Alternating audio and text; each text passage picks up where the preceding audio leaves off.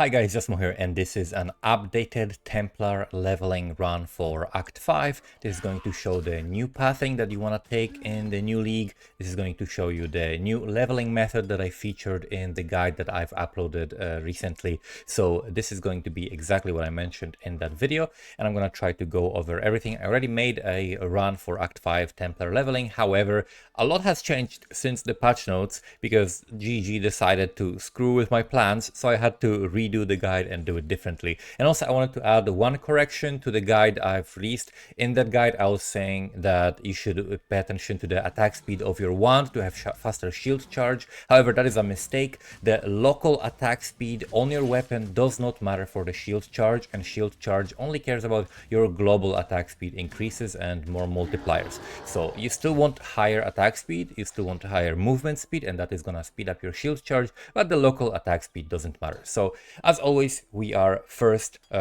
Muling Ranger because that gives us access to the momentum gem, and now that we're gonna have shield charge from level 4, the momentum is gonna be useful even earlier, so there's even more of an incentive to do this. I got 3 blue link on the boots and 3 blue link on the chest, also got RGB. So what I recommend in the guide is exactly correct. Like, you want blue blue blue 3 link, ideally blue blue red 3 link, and then another blue blue blue 3 link, and then also you want a green green red 3 link shield. Ideally you can just start with like a green red shield, and that's gonna be also really good. And then other than that, you're looking for mostly blue sockets and then one green socket for Act 2. So here you can see I'm setting everything on attack without moving. This is very important. And then we also put the new shiny MTX from the new supporter pack, the Paladin set. The Paladin set, it looks exceptionally good. The weapon effect is really good. It fits very nicely into the Templar, and also this is going to be a penance brand character, which the colors kind of fit, they're kind of similar. So I like this new MTX a lot. With Hillock, one thing you can be careful for is to not attack him when he's starting his animation or about to start his animation of taking out the sword, because if you attack him and you freeze him, it's gonna stop him from doing that animation, and then you freeze him again and again and again, and then if you don't kill him and chain freeze him to death, which most of the time will not happen, it's actually very rare for that to happen, although it can, then you're gonna stop him and delay him, and then he's gonna heal to full again, right? So you're gonna waste time. So you wanna let him take the sword out and then attack, right? Once you see him starting the animation, you can start attacking him. So I'm taking out the stuff from the stash that I got on the Ranger. I'm equipping everything on the way as much as I can, picking up Rolling Magma, which is our skill of choice. And the passive skill tree changed a little bit, so we're actually gonna have more AoE, which is easier for getting double hits on Rolling Magma. That's also another thing that increases your single target damage, even though it's just increased AoE, right? So that's like a nice optimization that we're also adding to the build. So start with Rolling Magma. You don't need to use the chest if you have any other item that has 2 blue sockets, but 2 blue linked sockets is what you want early on. Now we see the layout that has this little like dildo thing. This is called colloquially the dildo layout, and that's also known as the bait layout, because typically people would go like down and then you have to loop around and go back up. And if you can recognize this layout, then you can go back up right away and save a lot of time. So we're setting on attack without moving, the Rolling Magma, and then we're going to fight Roas, most difficult part of the campaign. We got Coral Ring. Yeah, check the Coral Ring, check the vendor on the Ranger, and check the vendor on the Templar. And I typically just go with any highest Coral Ring that I see. I typically don't check with vendor twice. Like, if I bought a couple of items on the Ranger, then I don't have 3 Wisdom Scrolls, then I don't bother checking that vendor, of course. And if I have 3 Wisdom Scrolls, then I will check it on the Ranger. And sometimes there will be no buyable option for the ring, and there will be simply just like magic or rare ring that you cannot buy at the moment. So then I will go and do it on the Templar as well, and check there, and then buy whatever normal Coral Ring I can. These Roas are being pretty annoying because they're magic. Magic Roas typically will give you a lot of XP early on, but they will slow you down. So you don't need to kill them, especially if they're like more life or fire and ignite resistance. Then you don't really need to kill them. I pick up the early Wisdom Scroll because I find it pretty valuable. I am choosing to buy extra skill gems. I like using like Summon Phantasm early on, for example, with Holy Flame Totem. I find that it adds a lot of damage and it's very useful. These Phantasms also run with you, help you clear, help you on bosses, especially because Holy Flame Totem has a very, very fast attack rate. And the hit rate matters because by hitting unique enemies, you have, I think, 25% chance to summon Phantasm. So the faster you hit, the better it is, right? So Holy Flame Totem is actually exceptionally good for proccing Phantasms on single target. And they're both projectile skills, right? So Phantasms shoot projectiles and Holy Flame Totem shoots projectiles.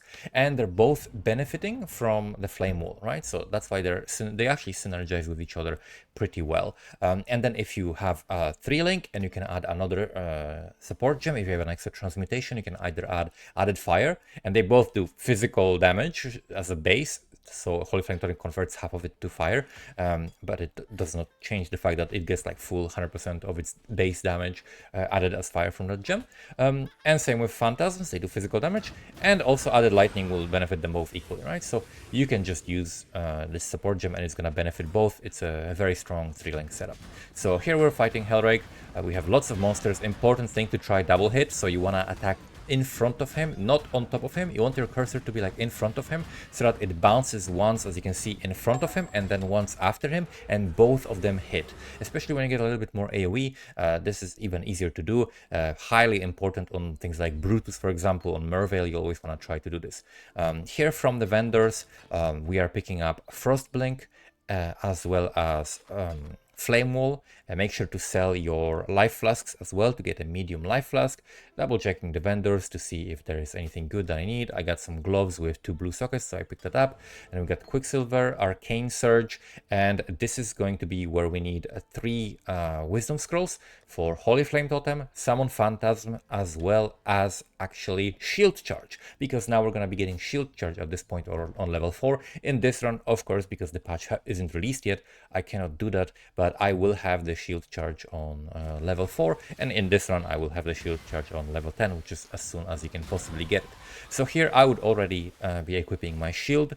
I would already be equipping a wand, probably, because it would have more damage than the scepter, although scepter is still fine. And as I've learned, attack speed local on the weapon does not matter.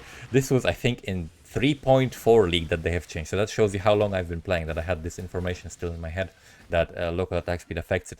And also, like, while swapping the weapon, I probably was also like leveling the gem and increasing my attack speed in other ways, so it felt like that's because of the weapon, but it wasn't because of the weapon. So now on the ledge, this is typically where you would find like a goat's horn or 2, so you don't really need to look for them in the vendor, because we will only use one of them. You could technically use 2 goat's horns, and you could weapon swap for boss fights. You could like do this on Merveil, for example, to weapon swap and use second goat's horn as well. It's not a bad idea. But most of the time you're gonna be shield charging, so you're gonna be using the shield, and it's not as important. Sometimes you can find a shield also with spell damage that has good socket colors, or you can have, for example, a shield with blue, and then that's gonna sort out your 3-link, and you're gonna use something else for your green-red or green-red sockets. And that's also a really good idea. Having those green-red or green-red in a shield is just simpler, because the shield can never become a 4-link, so that setup stays until the end of the campaign. While if you had, like, for example, let's say gloves that are green-red, and you had your shield charge set up there, once you find a 4-link blue, like all blue sockets 4-link, then you will have to swap that, and you will have to completely change your gem setup, which might be a little bit difficult. So it's just simplifying it by putting it in the shield. However, you can put it in any other item as well. The pattern most of the time is, if we see a lot of monsters, you want to leave a Flame Wall as well as Holy Flame Totem, and put the Flame Wall kind of on top of Holy Flame Totem, so that no matter where it shoots, it benefits from the extra projectile damage. And then you Frost Blink, ideally while hitting some monsters to get a shorter cooldown. And then after that, if you see a pack, you just drop Rolling Magma. If they didn't die, you drop 2. If you feel like it's not gonna die in one, like if you're like pretty sure it's not gonna die in one Rolling Magma, you can just do Flame Wall Rolling Magma. Like here, I wanted to do that, but look at these guys, they do insane damage. They got LNP, and they're just shooting me with these flaming arrows. They were absolutely destroying me, so I was like, fuck that, I'm not killing that, right? It's not necessary to fight every enemy you meet, especially during leveling. It's way easier to just like pass them by, right? So I left the flame wall, the totem, threw a couple of rolling magmas, and then let the totem finish everything else, right? So here as well, I'm throwing the holy flame totem with the flame wall and just letting it finish the enemies while I jump away, right? So in general, you don't want to stay too long. You want to just move on and not stick around to like watch the monsters die. You want to move on as fast as possible, right?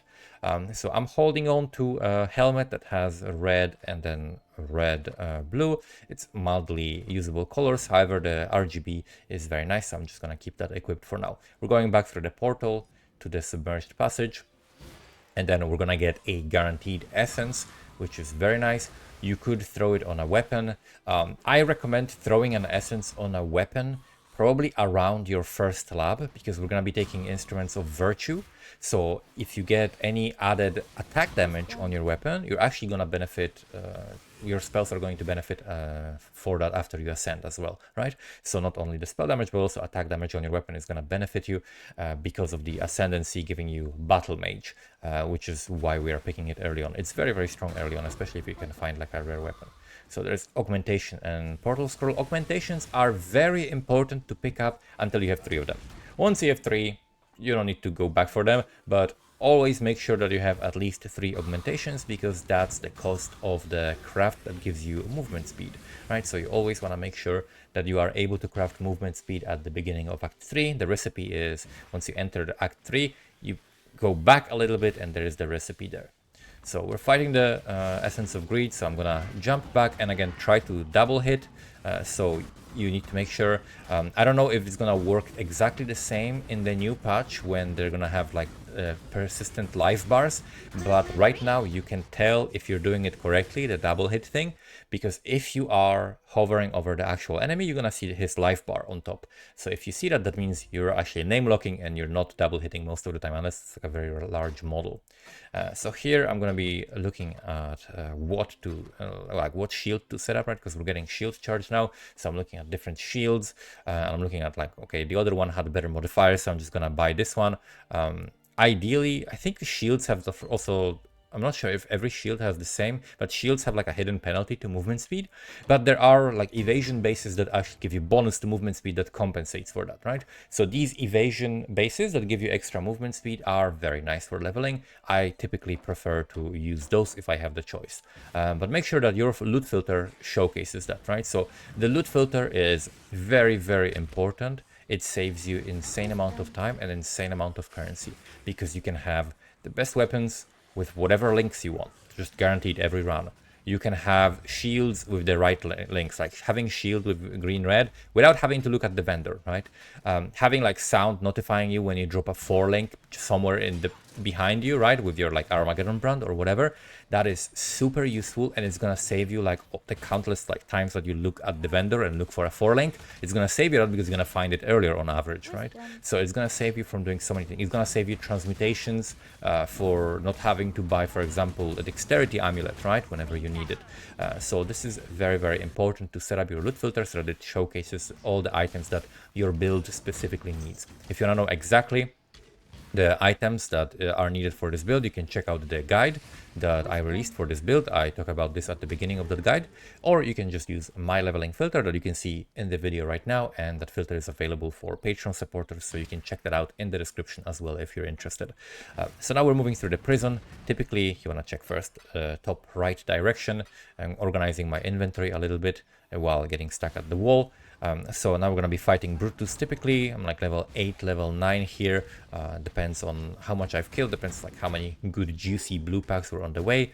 There is a dead end here, so this is going to actually be, the exit is going to be somewhere on the left side. So I think this is where I realized that, so we're going back. And now that we don't have War Banner anymore, we don't need to worry about killing specifically with our main damage, right? With our like own damage of self-casting, rolling magma and flame wall. We can just leave the totem and let the totem kill everything, and let the phantasms kill everything, because we don't have the war banner anymore, right? So this means that we have less single target damage on bosses because we were using adrenaline on multiple different fights. It was like a nice way to get some extra burst of damage for 1 or 2 seconds. So this is something that we no longer have. So the build is slightly nerfed. However, I found that personally, even before the changes, which are going to be making this a little bit stronger, even before the changes, the shield charge leveling strategy, I actually had a little bit better times than I had with the leap slam. And that might be because I am a little bit better at using shield charge than I am at using leap slam. Although I've gotten quite decent at using leap slam compared to what I was like before practicing with it. But I think that still probably plays a significant role. So practicing using shield charge, I think, is gonna pay off for you. Like, you really have to understand when is it the right time to shield charge and when is it right time to just like walk around the corner and wait a little bit. Once you're clear and you have like an open way, then you shield charge, just so you don't get stuck on walls and don't waste too much time on that. And then, you know, using the right angles and so on. There's a lot of skill involved in using shield charge and leap slam properly. So definitely make sure to practice that and pay attention to how you're doing it. I'm checking for like good stuff, but I decided not to buy the dexterity because I figured the time that you actually need dexterity amulet is going to be when you get haste. You get haste right after Solaris Temple, and because you do library after that, and in Solaris Temple you get a guaranteed dexterity amulet, right? So you actually don't need to buy one, but it is very good to have it on the loot filter because often the one that you get from the Lady Diala is gonna be trash. It's gonna have 20 dexterity and freaking damage to attacks and like a maximum energy shield and evasion, and it's not helpful at all. You would much rather just have a white one that you found off the ground that has 29 dexterity and then you just craft a res on it, and you're much happier with that than with like a shitty rare one that you will find from Diala. So I actually backed off there. You could see that I changed direction. It looked like it's going there, right? There was a road there. Why didn't I go there? Because the road was going up. As you can see here, the road is going down. The road down is going to be the right direction. The road up means actually that it's a corrupted zone. So that's how you can recognize in this specific zone that it's going to be a corrupted zone, which is going to be a dead end. So you can turn right away and go the other way, and that's going to be the correct direction in Prisoner's Gate. So I luckily recognized that and saved a little bit of time. I'm pretty familiar with layouts in Act 1, not so much familiar with layouts in the later stages like Act 4, for example. I'm not great at that. I don't know much about like Kaun's layouts and so on, which are pretty important to recognize, but I navigate them like pretty intuitively, so it's not that big of a deal to learn layouts, but I think learning layouts in Act 1 is pretty helpful if you want to get really fast. It's not, however, by far the most important thing. By far the most important thing is your planning and your practice, right? So if you have a plan and you know exactly what you're doing, and you don't spend a lot of time in town, and you just instantly buy all the gems you know that you need to buy, and you swap them on the fly while walking instead of while sitting in the town and just, and oh, I need also a green socket. Ah, I didn't know that, you know? Like if you do that, that's gonna be extremely slow. That's what is gonna slow you most of the time. But if you have a good plan that you know, and then you're like familiar with it, you've ingrained it into your brain by practicing it and by going over it a lot of times, that's gonna speed you up the most. That's by far the most important thing. So I highly recommend doing some practice runs, and I would recommend actually practicing until the lab. So when I was doing lab, the way I do it is around level 33 at the beginning of Act 4, and it tends to be around 125 when I finish it, right? So I'm in Act 4, like I picked up the waypoint before the calm and the rest zone, then I do the lab, and after finishing that, it's usually like 125, and that's like, I have this like orientational time where I know, okay, if I'm below 125, I'm doing better than typically. If I'm above 125, I'm doing a little bit worse. So that's what I shoot for. It's really nice to have a timer going and have these different like benchmark at different times, and that's going to allow you to actually target areas that you need to improve at, right? You look at somebody else running and you're like, okay, they're much faster here. Why? What can I do differently, right? You look at your own time and then try to beat your own time, right? And that's how you improve at the game. And you just practice something that you've prepared before, right? And make sure that there are no like issues with like sitting in town and wondering what gems to buy and so on. All of that should be sorted out before. You should have a POB, you should have exact progression, you should know the skill gems that you're buying. So hopefully my guide is providing that for you. And with this run, you can also get sort of like passive practice kind of by seeing it in action and seeing it in context, right? So you can see exactly what we're doing. So we're selling everything here that I don't need.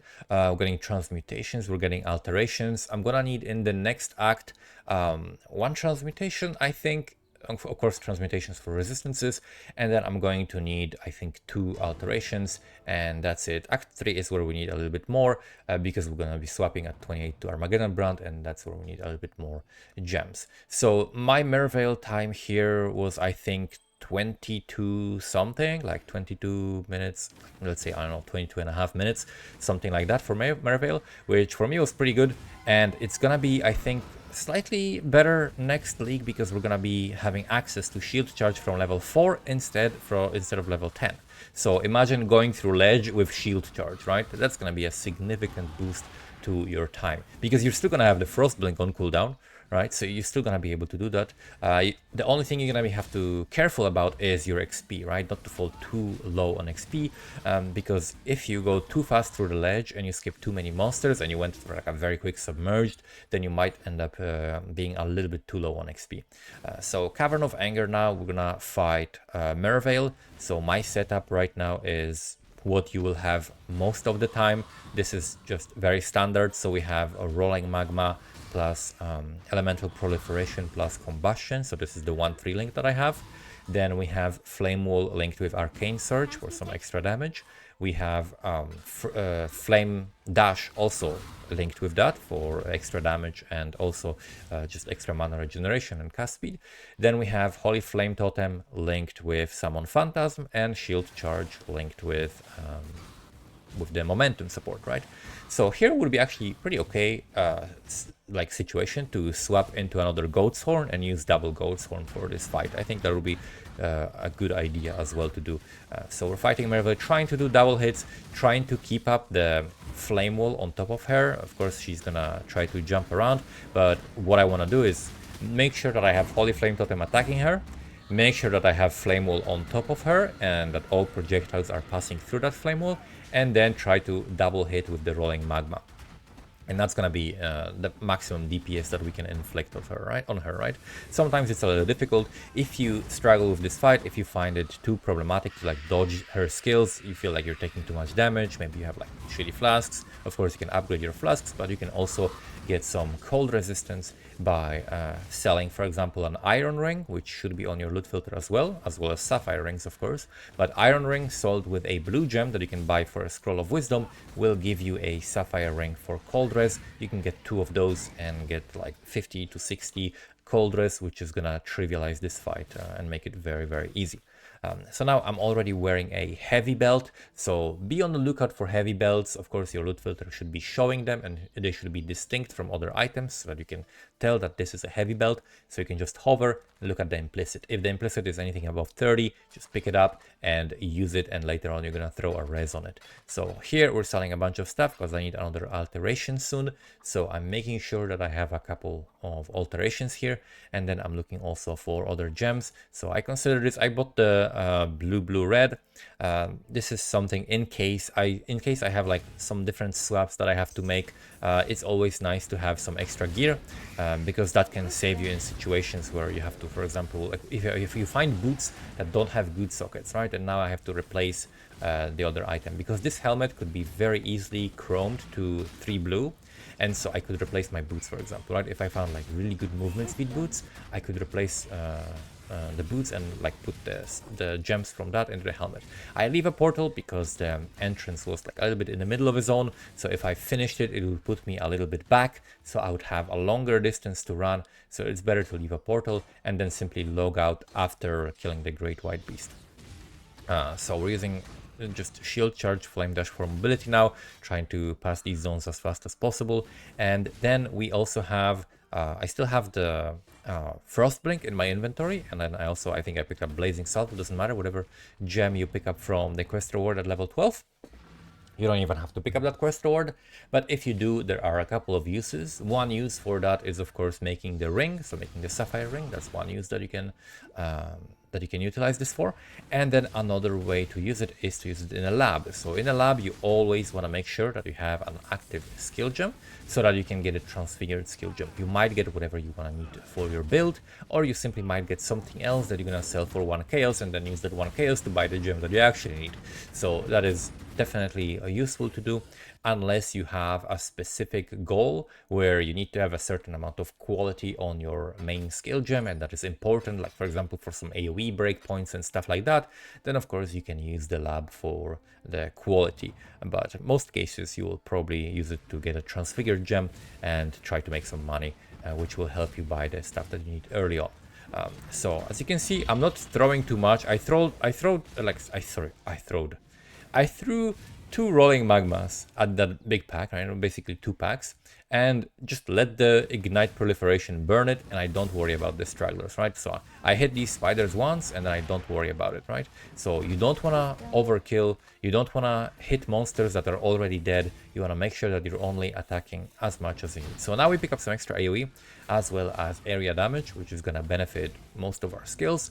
It's not going to benefit Holy Flame Totem, but Holy Flame Totem is not going to be with us for that much longer, and we're going to be swapping to skills that have some area damage directly, so it's going to be completely fine. I bought the carved one here because it was nice 3-link. It can be crafted, I can throw an essence. I think later I throw an essence on it and I get complete garbage, so then I scour it to try to throw an essence on it again, and eventually I craft it. So you can use any wand you want. You can keep using Goat's Horn, because again the local attack speed does not matter for your shield charge. It's only the global attack speed modifiers that are affecting it. I'm gonna make sure to clarify that every time, because I said the wrong thing in the video, so I need to make sure that everybody who watched it and sees this now is gonna have the right info. The layouts, I find that since they added changes to the campaign, they added a little room in Chamber of Sins that has random skill gems on the ground, and because of that room the layouts are now slightly different, so they are confusing me half the time, because it looks like it should go one way but it doesn't, so they're a little bit deceiving, and we'll see what are the new changes from the campaign, because they're actually adding some more of like interesting flavorful little things. I'm gonna show you another cool thing. There's one thing that we didn't show in this run, which is the prison room with the chemist's strongbox. So if you didn't know, oftentimes you will come across a strongbox that is behind the wall. So you have like a couple of levers on a pillar in front of that wall. You click on the lever and that opens the wall, and there is a strongbox there that is called a chemist's strongbox. That strongbox has basically very high chance of dropping quicksilver flasks. So I had a ridiculous run actually during practice where I had 2 quicksilvers, literally 2 quicksilvers dropping from Hellrake. Then I had 3 quicksilvers dropping from the chemist strongbox, and then in Act 2, as soon as I enter Act 2, I dropped another quicksilver. So I had just infinite quicksilvers. If you find yourself with infinite quicksilvers, which can happen with this strongbox now existing, there is actually a use for them. If you sell a magic pair of boots that have, let's say, 10% attack speed on them, and I think it's augmentation. I'm gonna put the recipe in the description maybe, just so I don't lie to you again. If you put Quicksilver, I think alteration, and then a magic pair of boots with like any amount of movement speed on them, it's gonna give you a magic pair of boots with movement speed of 1 tier higher. So you can keep increasing that as you go through the campaign. Of course, the level requirement will increase as well based on the modifier tier, but that is something that you can do to improve your boots slightly with the extra quicksilvers that you have. So there is a recipe for that. So that's something that you can now keep in mind with the extra quicksilvers that are available during the campaign. But now we're going to the Fellshrine Ruins. So Fellshrine Ruins early on is a very good idea, because now we're getting extra skill point from it. You get extra XP. You don't have any difficult fights here, so you're delaying different fights like Oak and stuff like that you would rather have some extra passive skill points and extra damage. So the crypt is very cool. Balar recently uploaded a video where he goes over layouts of the crypt level 2, which is now something that we all have to do. So I looked over that. I I learned the layouts a little bit, more or less. I'm like 80% sure whenever I'm in the layout where to go. So this is very helpful. I also recommend looking at that because now we gotta get the skill point from there. So I'm gonna open this. Typically I open strong boxes. Someone in my last run made a comment saying that why don't I kill monsters from strong boxes? Armageddon Brand could easily kill them all. Why don't I kill them? And I think what they were referring to is the fact that I'm not standing around and waiting for them all to die. I'm not finishing them all and letting the strongbox show what rewards will it give me. Because the rewards from the strongbox, unless it's like an early Arcanist strongbox, are typically not useful at all, right? They're like, you don't care about them. You click on a strongbox to spawn extra packs of monsters. You get extra 1 to 3 packs of monsters, and you just shoot at them once. They're all together, so the ignite proliferation is gonna do like very good job of killing them, like, or most of them, and then you just keep running. You don't care about it, right? So this is very, very useful, and this is what I typically do. So here I click on the strongbox, I leave my Holy Flame Totem, and I just go, right? And it just gives me some extra XP. I level up and I'm happy. So this is exactly what you want to do with strongboxes. You can also, if a strongbox is rare or magic, you can click on it, and then instantly, as soon as you click on it, Flame Dash away. So that if it freezes you, you're actually gonna still cast the Flame Dash and get frozen away from the monsters. You're not gonna be stuck in the middle of them. So this is a layout that goes up. So when you look at the entrance, north of the entrance should be the golden hand, right? So somewhere north of the entrance should be the golden hand in this layout. So here is actually a little dead end. So we have to go first to the left, but overall the direction is going to be north, right? So that's where we're heading. So as you can see, like I'm trying to correct and be like, okay, I'm moving a bit to the left, a bit to the right, just to stay kind of on the path that goes north, no detours to the left anywhere near. And as you can see, it is here. So this is one layout that I actually successfully learned. Nice. So now we're going back to town. You can log out here. Important thing to remember when you are returning your Act 1 quest, where we're going to be also buying a skill gem, is to, after that, typically you don't end up going to this town and then to another zone. You go straight up to another zone. So use a portal to end up in this town instead of Lionized Watch. I'll try to mention that when we're also doing that. So we're picking up the skill book. It's gonna be an extra skill point next league, and then I'm also checking the vendors, but I already have the heralds. I just now realized I could have turned them on as soon as I hit level 16. So we got both heralds. We can talk to Einhar, put on our heralds, and this is why the RGB is so useful. So RGB in Act 2, you're gonna put on it both of your heralds, Herald of Ice and Herald of Thunder, because Herald of Ash got nerfed, so now we're using these two, but they're actually very nice, because I think we got like lots of chance to shock and lots of chance to chill. So if you have like extra cold damage coming from those heralds, or coming from your weapon, or coming from anything else, it's gonna be something that's gonna help you with these ailments, right? So you're gonna like shatter enemies, you're gonna freeze them, you're gonna be able to shock them, and these extra chance to apply elemental ailments from our support gems and from our passives, because we're not critting much, that's what's gonna actually help you apply those. So we're just shield charging. If you want to be very safe, particularly if you're playing like in hardcore, or if you're just playing a little bit slower or are a little bit less confident, then doing the quest for Einhar one time is actually very nice. Eventually you want to do it because at level 36 you can get a flask. I think it's Sanctified Life Flask, or Sacred Life Flask, one of those. And then you can go to the bestiary and craft bleed removal right in time for like Belly of the Beast, where you get lots of nasty bleeds, and that's gonna save you from those. So that's another quick thing you can do if you wanna interact with Einhar.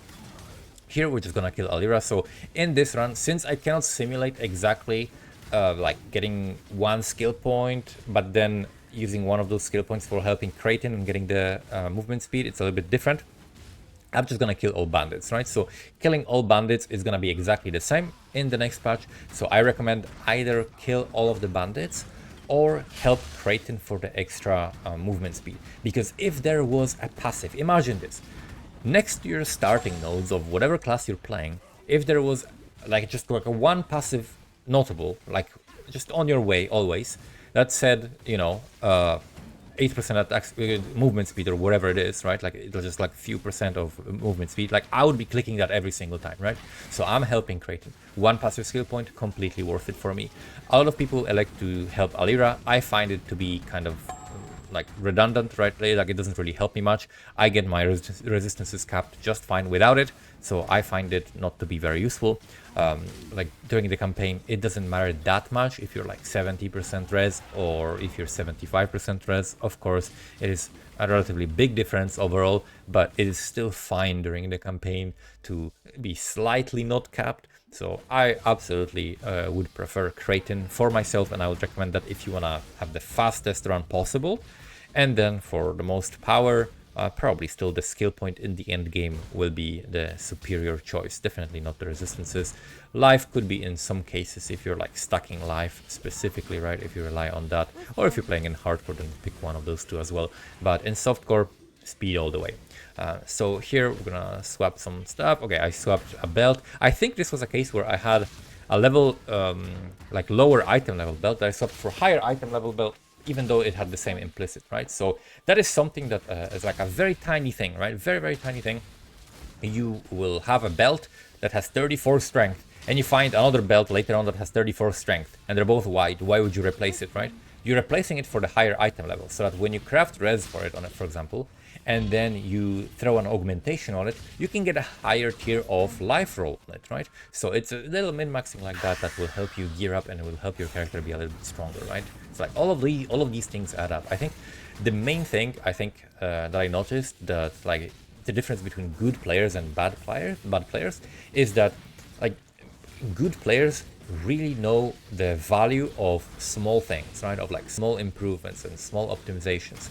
And bad players either overvalue it or undervalue it, right? They either think this one small little trick will help me be the fucking god of this game and I will be the best by knowing this one little skip that saves half a second, right? Or like learning this one layout. I gotta learn layouts now. It's not as big of a deal as some other things. People overvalue that a lot, but then also people undervalue like the importance of all these little optimizations, right? Like make sure to, you know, use the currency at the right times. Make sure to not waste the currency on something, right? Make sure to only craft, like don't craft on 3-link that you know you're gonna be replacing for a 4-link soon, for example, right? Craft on the other pieces. So if I'm crafting resistances, I'm crafting on other stuff, right? Like on resistance rings and stuff like that. So in Act 1, when we get to Act 1, we pick up Flame Surge. That's gonna be our ability. And now this is the thing that I mentioned. If you're going now to another zone, so I'm going to Crossroads because I'm going to go to Creighton now. After killing Creighton, I need to be very careful not to automatically log out, right? Because if I automatically log out, I'm going to end up in Lionized Watch because that is the last town that I visited. So after killing Creighton, I want to make sure that I portal. So usually you want to make sure that you have at least one portal on you at all times. Never play without a portal, okay? You're gonna have situation. Oh, there it is. Waypoint. Next to the waypoint, a castle, and in that castle we have 3 rogue exiles. They are not attackable until you open this box. When you open this box, you can attack them. They drop a ton of loot, ton of jewelry. This is really good to get like really nice jewelry. You can get belts, you can get rings, you can get boots, you can get flasks, you get everything, right? You're basically all weapon slots. So this is gonna help you gear up a lot. This is gonna help you get lots of transmutations and alterations if you need that. So I recommend killing them really quickly if you need some extra gear, unless your gear is really great and you're happy. So this is really nice to do. And then also, if I don't find any good rings, right, then right after that, I'm gonna be like around the level where I can start finding 2 stone rings in the vendor. And then from the vendor, I would buy like at least 15, but ideally 16% double res, which gives me a total of 32 res, which is higher than a single res ring, and then craft another res on that. And then if I have extra augmentations later on, then I can throw some augmentations, and every now and then you get a nice life roll on it, or you get some like defensive stat like an energy shield or mana, something like that. So after killing Creighton, as you can see, I left a portal here. or rather just portal back to town, just so that I can end up in the right place and not go back to Lionel's What. So I identified a bunch of this jewelry. I'm selling iron ring, checking if I get a good sapphire ring. That's another thing you can do. If you find iron rings and you still have like spare skill gems, you're always gonna have the skill gem that is the rolling magma. When you swap to Armageddon brand, you do that before lab. So for lab, you're always gonna have rolling magma. That's why I even have in the notes of the POB written save rolling magma for the lab, because it's going to help you a lot. This is a kind of a weird layout because it goes to the left to both exits, like it goes to the left and up toward both of the exits. They're pretty close to each other. You can see both of them on the minimap right now. But yeah, we go to the wetlands and then we're gonna fight Oak. So now without adrenaline, I think some people are gonna struggle with Oak. It's gonna be very funny seeing people struggle with Oak. This is another fight where you could very well just equip double Goat's Horn and have more damage. But main thing is make sure to keep up both of your skills that are passively doing damage, and then try to double hit. It's pretty difficult to double hit because he leap slams on top of you. So he leap slams on top of you, he uses Enduring Cry, so he gets endurance charges, and now endurance charges are gonna give him elemental mitigation, right? Like less elemental damage taken instead of the resistance. Depending on how much res he has by default, this might be worse or better. It's hard actually for me to tell. It could be actually worse maybe for him. Yeah, it would probably be worse for him actually, so he might be a little bit easier to kill as far as I can tell. I might be wrong about that, but it should be pretty close. Crafting lightning res, as you can see. Why are we crafting lightning res? Because we're gonna be fighting Val Oversoul, which has a lightning laser. Lightning is generally the most like dangerous damage. It has like very high spikes. And then we're also gonna be fighting Piety in Crematorium, which does lots of lightning damage as well. So lightning damage is the thing that I would prioritize at this point, or rather lightning resistance. So now we're going through Val Ruins. This rare guy had a lot of damage taken, so since he took a lot of damage, then I decided to just finish him off and get some rewards from that. So in the Val Ruins there is like a corrupting mechanism, right? There's like a single corrupt thing that you can use on your gear. I think I saw a Havoc video where he suggested using that on rings, because you can get like some flat damage, you can get some aura effect, you can get like immunity to bleed, right? Things like that. And typically it's not gonna break it, and rings are very easy to replace. It's very easy. You just go to the vendor, buy a res ring, you don't care, right? So if you break your ring, it doesn't really matter. And it could roll something really good, right? If you want to spend the extra time, you can do that. Ideally, you would like unequip your ring, do this now quickly, and then move on, then equip your ring again, right? So you want to do this really quickly, don't waste too much time, don't think too much, just like slam it on your ring or not, that's it. Don't like sit here and ponder the meaning of life and whether you should corrupt it or not. This is not a mage blood, this is just like a random ring that you have, and either do it or not. So here I'm gonna check. This looks like there's a way forward, but this is still a dead end, so we're gonna have to go back. So now we're pathing toward elemental overload, and depending on how fast you're zooming, depending on how much you're skipping and what level you're at, you might have elemental overload for Val Oversoul, or you might be like one level short, right? So pay attention to your XP in this zone and in the next zone, and like Val Pyramid, and see if you're close to the elemental overload. If you've already taken elemental overload, you can literally just shield charge past everything, because that means you're high enough level for Val Oversoul, you don't need any more XP. But if you don't have elemental overload, and of course if you're following the exact pathing that I have in my POB, right, because if you're playing a different build, that of course might be different. But if you're following the exact path that I suggest, elemental overload should be the exact level that you're fighting Val Oversoul. That's gonna give you maximum damage. It's set up that way to be purposefully picked around that time. So we're swapping to different rings, we're getting a little bit more resistances, starting to fill that in. I think in this run I actually have pretty good resists, so I end up like capping everything and then a little bit over capping for the Act 6.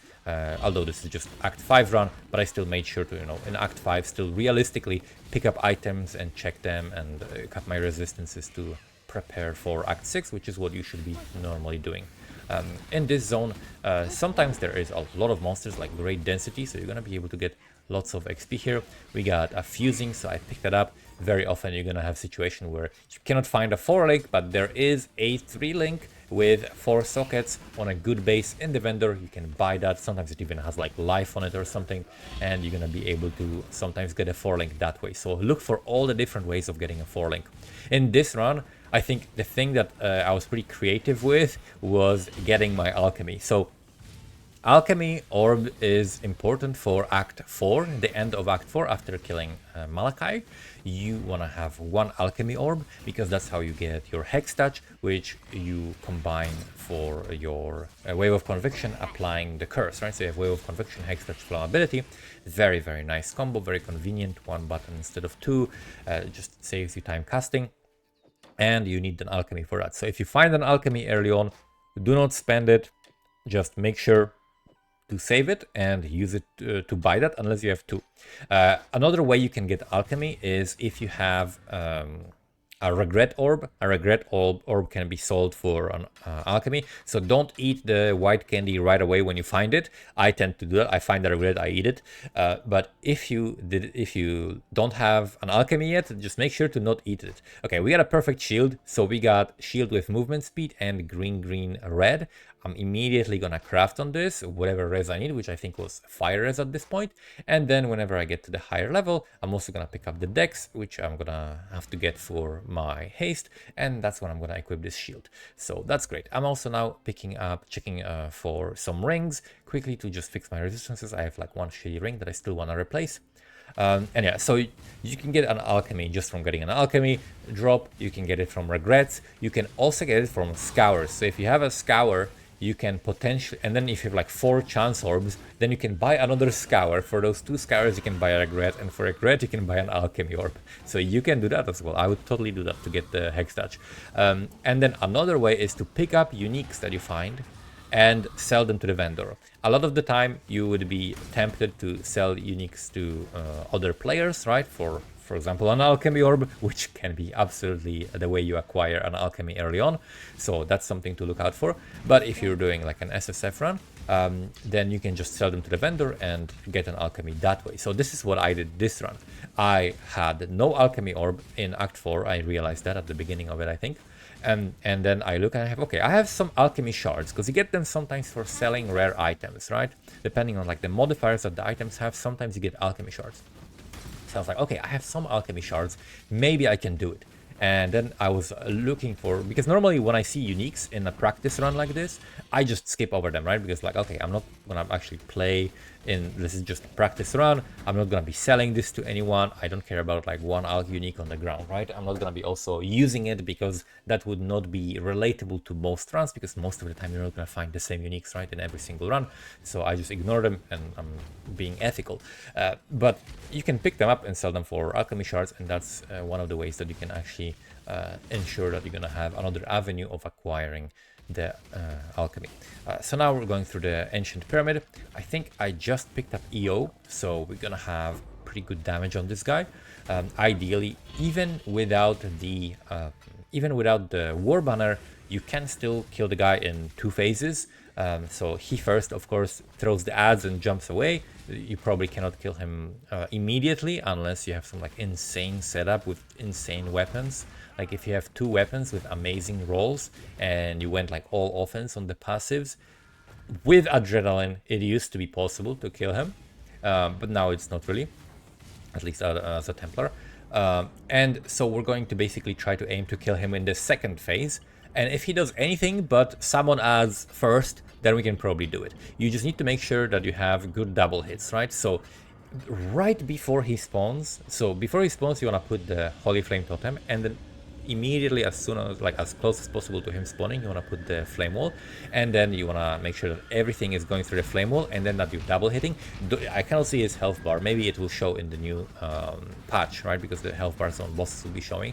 But I know that I'm hitting him, and I know that I'm hitting him correctly if I don't see the health bar, right? So that's the cue that I have. Like I don't see the health bar, that means I'm doing it right? Because I'm shooting actually in front of him, so he's getting hit by multiple bounces. You can see he did one quick thing and then adds immediately, and we still are able to kill him before he goes down. So it is definitely doable, and I'm using only one goat's horn, right? And that is a white goat horn. It doesn't have anything on it. It doesn't have any like added damage, doesn't have cast speed or anything like that. So we don't have any other sources of damage other than just like one goat horn and our passives. So the damage is completely fine to burst him in the second phase. So this is exactly what you want. This is like good level of damage for leveling. I'm completely happy with that. This crafting recipe, extremely important, so go back for it. This is the movement speed, so once I pick it up, immediately I go and craft movement speed. But I think it was different run where I didn't have the alterations, or not alteration, augmentations, and I had to do some magic to get augmentations. I had to sell. I had to buy a transmutation to buy an augmentation to craft movement speed on boots. Again, it's movement speed, it's worth it, so I completely did that. Now we're killing this guy. Again, double hits whenever you can with your rolling magma.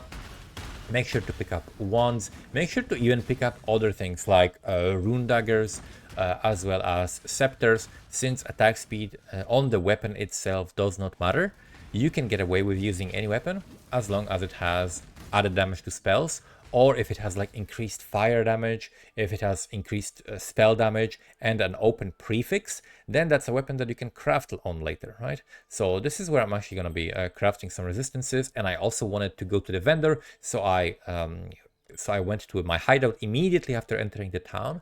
Typically you don't do that. Typically you just move straight to and exit the zone, but I did that because I wanted to craft and I wanted to sell some items, so that's gonna save me a little bit of time, and I'm gonna be able to get more items, because I was looking at my alterations and I was like, okay, I'm a little bit low on alterations. I want to make sure that I have enough. I want to make sure that I have the res before the crematorium, just be very safe.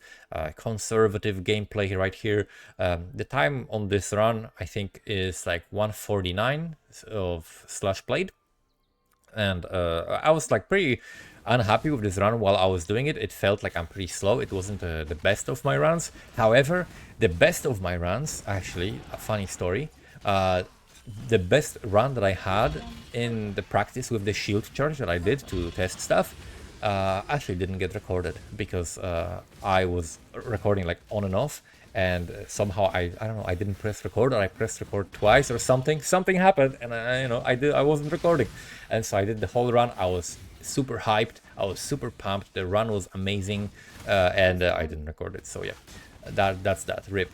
Another time I made a run, I think even in the last video I still posted it, in the last Act 5 run I still posted it without the sound, because the newest patch has a bug. The sound device that you have in PoE automatically changes when you restart the game, like, which is complete bullshit. Like, when you restart the game, whatever sound device you have switches to the default sound device no matter what you selected. And I'm using like audio cables, so that like virtual audio cables, so that I can have the sound of the game separated from like the sound of like music I'm listening to, or separated from the microphone, so I can have that separate for stream, for example, or for recording videos, right? So I can like isolate these sounds, and I can play the game while listening to music while you're not hearing that music, right? Because if you were hearing the music that I'm listening to, you wouldn't be watching my videos. But like, there are so many like technical issues and technical errors. Like, the universe really didn't want me to make this run, but of course we never give up. We just do it again until we have something that we can show and make educational video for the new patch. I think I'm pretty happy with the changes overall, because they seem to be like nerfing casters. Fewer people are possibly going to be playing casters, which is cool. But I think that I found a way of leveling that is very enjoyable and also very, very fast. Because if I compare the times that I had on shield charge versus leap slam, I had actually better charge on shield charge. And again, like I said, might be because I'm slightly better at using shield charge, but I'm very happy with it regardless. I really like shield charge as a skill, and I like the active playstyle of like using it properly and like finding straight lines and where you can go with it to use it well. So this is where you need lightning. Like Crematorium, people think you need fire res. You actually need lightning res. Lightning res is the important one here. So after Crematorium, we pick up flammability. We check for a 4-link. We ruin the vendor walk by misclicking and closing the vendor accidentally. check for a 4 link, and then go to Clarissa. You can do vendor walk here, like where you go like all the way to the exit. I showed that in one of my videos as well. And here we get anger. So at this point, as soon as you hit level 24, you swap your heralds for anger, and then you don't use the heralds for the rest of the campaign. Anger is just simply more damage. It is less passive because with Herald of Ice, sometimes some cool shit happens, right? With Herald of Ice and Herald of Ash, no, sorry, not Herald of Ash, Herald of Thunder, you have situations where, for example, if you pick up Divine Shrine, I had a situation, I picked up Divine Shrine, it was, I think, in Act 2 in like Crypt or something. And I was running through the entire zone auto bomber, like just auto bomber style, because the Herald of, I had like added cold damage, and so the added cold damage was freezing things through the Herald of Thunder and shattering things and doing damage with Herald of Ice, and it was just destroying the heralds were just destroying everything on their own, and I was just running. It was amazing. So cool stuff happens like that, but the higher level you get, the less likely that is to happen. And at this point, the anger is the stronger aura, and we can already use it, so we use it. Why not? So this is gonna be now to the right. The last bust is gonna be to the right in this layout, because there is no like double window layout or like double square thing. So we know that it's gonna be to the right. Like you see like these double squares here like that. These double squares that are right above me. If this is at the second bust, then the third one is always gonna be to the left. Otherwise, it's always gonna be to the right, like here. So that's how you can tell. So now we are unequipping our heralds because we don't need them anymore.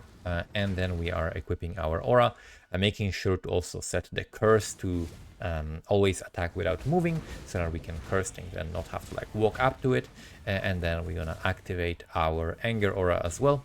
And of course, because OCD, we're gonna make sure to turn off the effects so our character looks cool and fresh. The new MTX, I'm really a big fan of this. Also the shield charge MTX, I think this might be Merveil or something. I don't remember which one it is. What is it called? But I like this shield charge effect a lot. It's very, very cool, especially with this. So here, important, pick up the waypoint and then do the catacombs, because we're gonna log out and then continue from that waypoint.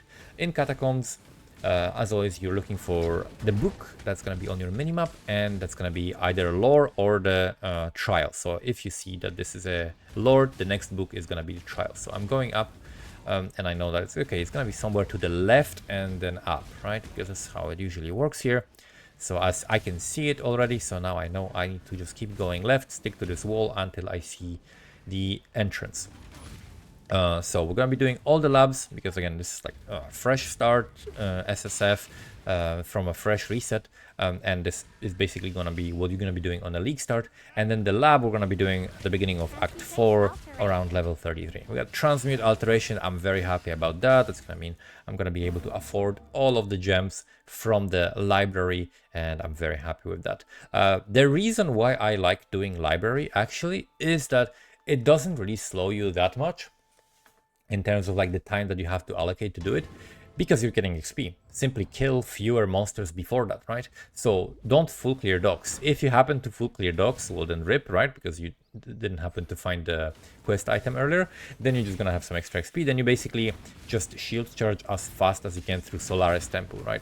Just make sure to just completely skip most things in Solaris Temple. That zone typically doesn't have good big packs of monsters, so you can make sure to attack a little bit less. Typically, if you're like 3 levels below the level of the zone, it's like a sweet spot for most of the campaign. I would say like that's typically what I tend to do. So at first I'm like, 1 level, then 2 levels, and then 3 levels below the level of the zone, and that is typically pretty okay. And if you find yourself higher than that, simply attack less, right? Simply cast your spells less. If you find yourself lower than that and you're like 4 levels below the zone, start killing more monsters and be more diligent, attack a little bit more. This is how you tell like how much you should be attacking, how much you shouldn't be attacking, right? There is a lot of skill in like killing the right monsters, right? And shooting the right packs. Like here what I killed was like not really efficient, right? I hit like 3 monsters. I would say 2 monsters, never attack that. 3 monsters, you can start thinking about it, right? So never like attack if there are like just 2 monsters somewhere, right? That's absolutely not worth it. If you see like 2 magic monsters, don't attack that. Here we killed a rare. Why did we kill a rare? Because it was already at like 30% HP after we were attacking other stuff, right? So that's why we killed it. So you want to like try to maximize this and make sure that you're pulling monsters together, attacking them together, hitting big packs, and then not hitting a single stragglers, right? Just make sure that your Holy Flame Totem or Ignite finishes it, and you don't even look at it, you just keep running.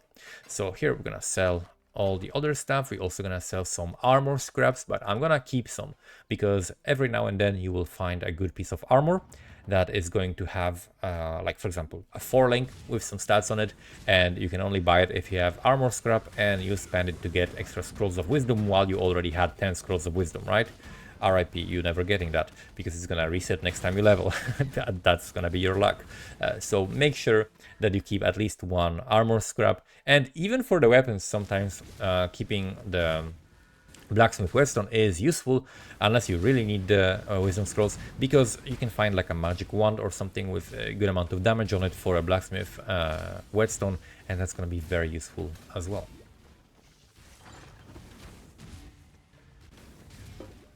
So Solaris Temple, trying to not get baited by too many dead ends. Solaris Temple is one of those layouts where like my layout knowledge ends at this point. I don't really know Solaris Temple that much, so I do end up running into some dead ends in this zone. And this is actually a good zone to learn because you're not getting good efficient XP here, right? In zones where it's like you actually wanna XP there, like docks, right? Why would you ever learn the layout of the docks, right? It's not important because if you just end up running into a dead end, well, it's gonna be a nice juicy couple of blue packs over there, so you're happy, right? But if you're running in a dead end in here and there's 0 monsters there, you're just like sad and you hate your life. But that's it. We're gonna pick up now attack speed, and now we're I think level 26 or something like that, so soon we're gonna be level 28, and at level 28 we pick up Runebinder, get our double brand attachment and start rolling with the brands. But before you hit level 28, or rather before you get the Armageddon brand and swap, do not pick the Runebinder, right? Because it's going to disable your Holy Flame Totem. So you want to make sure that you only pick that keystone after you hit, after you get the Armageddon brand. Lady Dela, you pick up the Dexterity Amulet, and this one is really good. It has some resistances on it and an open prefix and increased spell damage. It's like really excellent amulet. And then crafting recipe. This is very important. This one gives you the added fire damage to spells. It's a prefix craft for a weapon, and you can do that for 4 transmutations. So you can see I'm gonna be crafting that now. So fire damage to spells, this is what you want to put on your weapon, and that's what we're rolling with. So now we're gonna just put this back with like leveling some skill gems in the offhand. I think I'm leveling Flame Surge, and then we can also swap to the new shield. I think I either picked up some dexterity. Oh yeah, I picked up the dexterity amulet. So since I picked up the amulet, now I have enough dexterity to use the shield. And then I'm also gonna craft the lightning res, because I'm not sure when I'm gonna get the 4-link, but I just decided I have extra transmutations. I have 3 more. I have enough for everything. I can just craft an extra res and be a little bit safer and have really good resistances for everything. So just checking for 4 links or even like 3 links with an extra socket. And then we're gonna go straight to the sewers and go to the Ebony Barracks. So in Ebony Barracks, as soon as the loading screen ends, like during the loading screen, spam Flame Dash to the top left, right? So you can see where my cursor is. I Flame Dash instantly. That's where you pick up the waypoint, so you jump over the edge like immediately, right? You don't waste any time. And then now we're going straight to the gardens, right? We don't do anything else, just pick up the waypoint, go to the gardens, right? The thing that we want to do is do the library, because in the library, or like almost in the library, we're gonna hit level 28 and then kill Gravicious and then get Armageddon Brand in our setup. So we want to do this as early as possible. And as I said in my other guide, I would highly recommend improving your cold res. Even just temporarily putting on a sapphire ring will help you here if you don't have like above, let's say, 60 cold res, because these monsters have very high chance to freeze or crit, I think either one, and they do like just lots of cold damage that can easily freeze you, and then you get basically frozen, maybe stun locked as well, like with some rare mobs like that. They're very fast.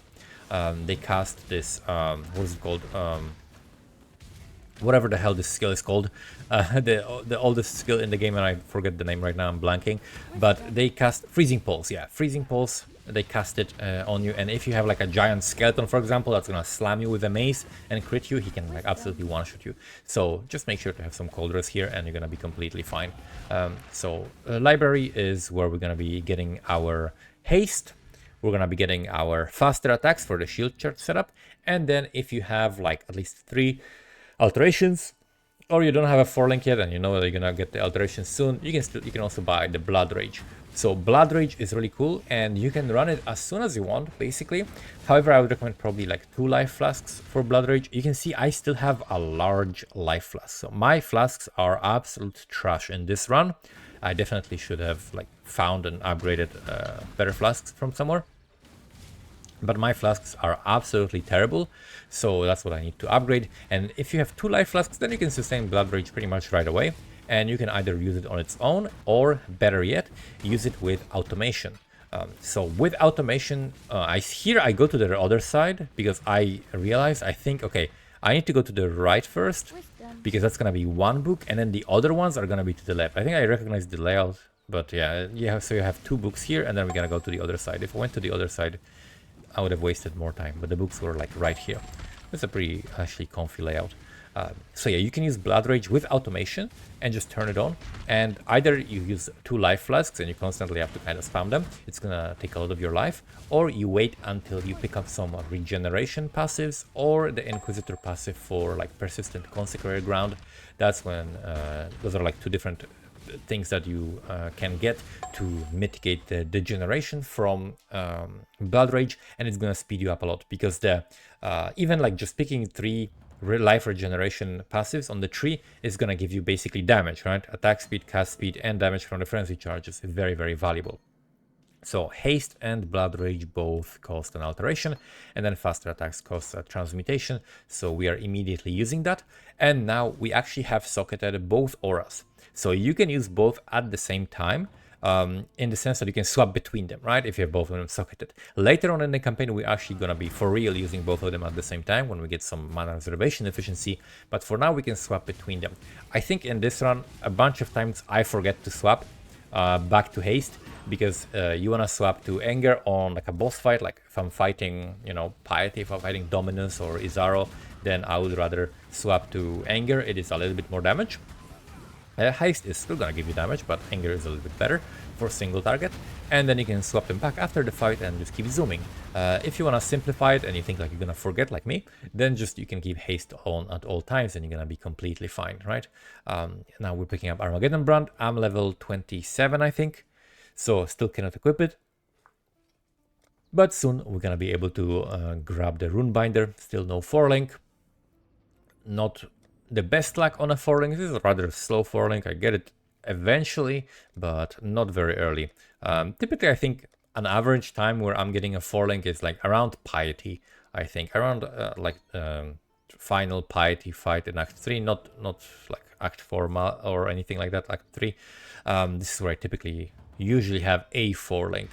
Make sure that your loot filter makes a like loud sound when you drop a 4-link, and ideally you want it only to be for socket colors, like items that have 2 blue sockets, because that will typically, unless you want to make like specific rules for like specific bases, so either like int bases or int strength bases or even int evasion bases. However, it is better to just look for the colors, because you can even get the good colors on a wrong base, right? If I drop an armor base, like an armor base helmet or something, and it has 4 blue socket, which sometimes happens, I'm gonna use that, right? It doesn't really matter what the base is. Sockets are by far the most important thing. So yeah, we're swapping back to haste here. Double checking. Oh yeah, here I'm like checking because I'm gonna hit level 28 soon. So we're gonna get our Rune Binder setup going, and we're gonna be using a very fast skill. I saw a lot of people are using, what is it called?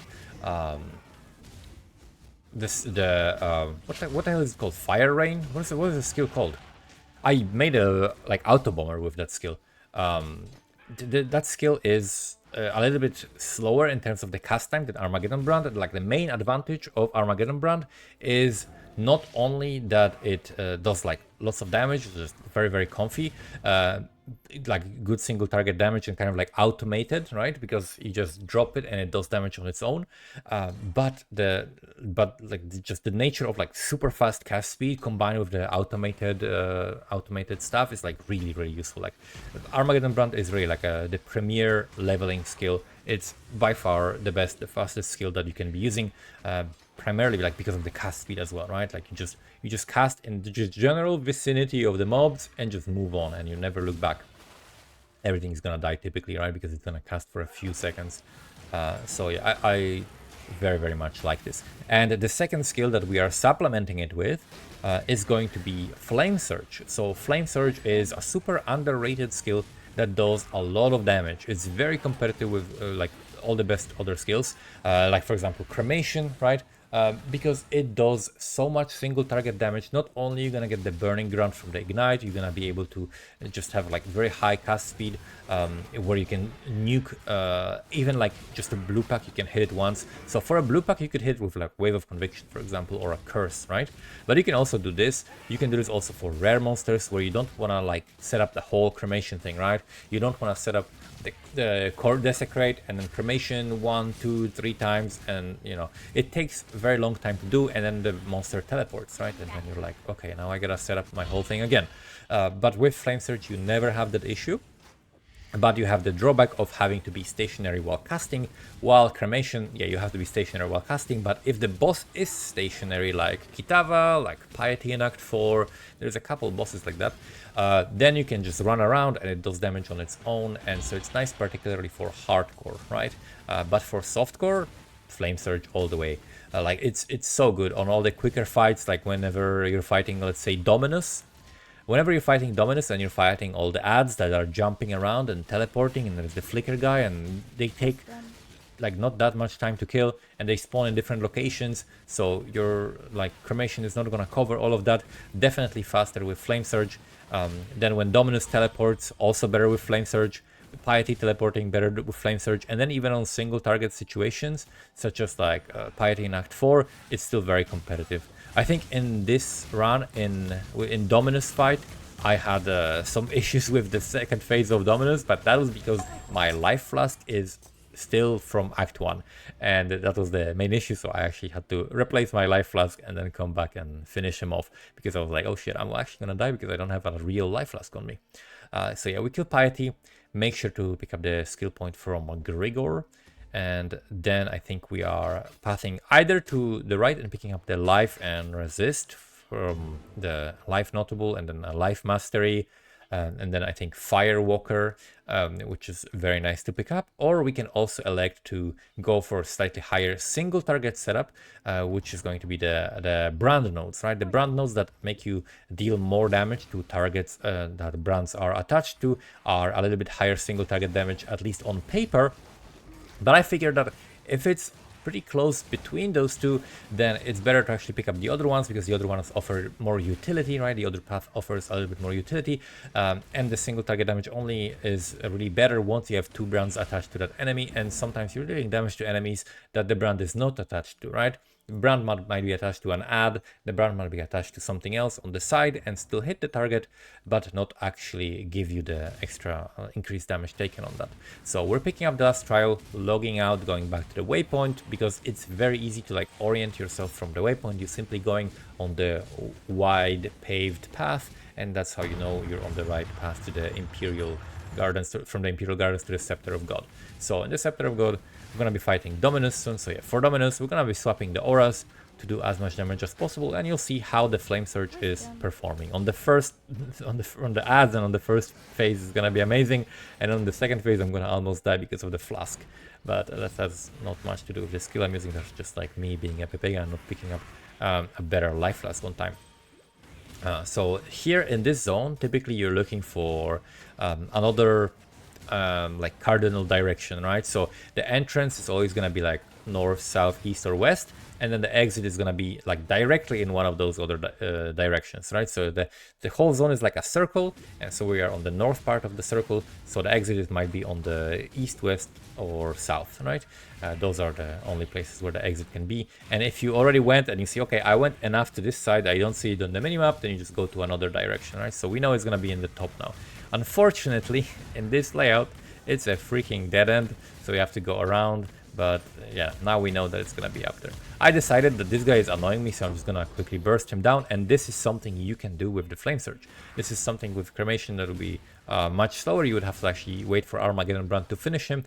But the annoying thing about Armageddon Brand and monsters that are chasing you, like quick essences and stuff like that, is that it has a little bit of a delay before it goes down. And so as it's going down, the monster actually runs out of range and doesn't get hit. So if the monster is fast enough, Armageddon Brand actually cannot kill it unless you make the monster stop somehow by attacking you. But if it's like a ghosted, ridiculous, rare essence, then you cannot do shit, right? You cannot like face tank it. So we swap our aura right now, do a little bit of inventory management in the meantime, and then we just burst these guys down. So in this situation, I think this and Cremation is about the same, right? Like, this is very comparable, but much more comfortable to use, much more comfortable for your sockets.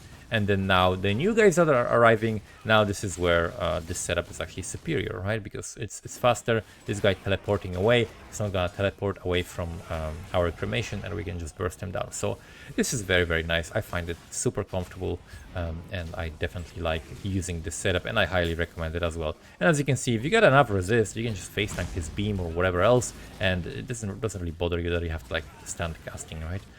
So here, damage very comparable, very good. Top tier damage overall, and again, we're just using wand that has like 11% increased spell damage on the implicit and firecraft. That's our only damage on gear, right? We're not using a second wand or anything like that. You could use second weapon and weapon swap for bosses if you really wanted to, but honestly it is not necessary, right? It will speed you up, but it's not that important. But here I got corrupted blood. I'm like, okay, I don't even have a flask right now.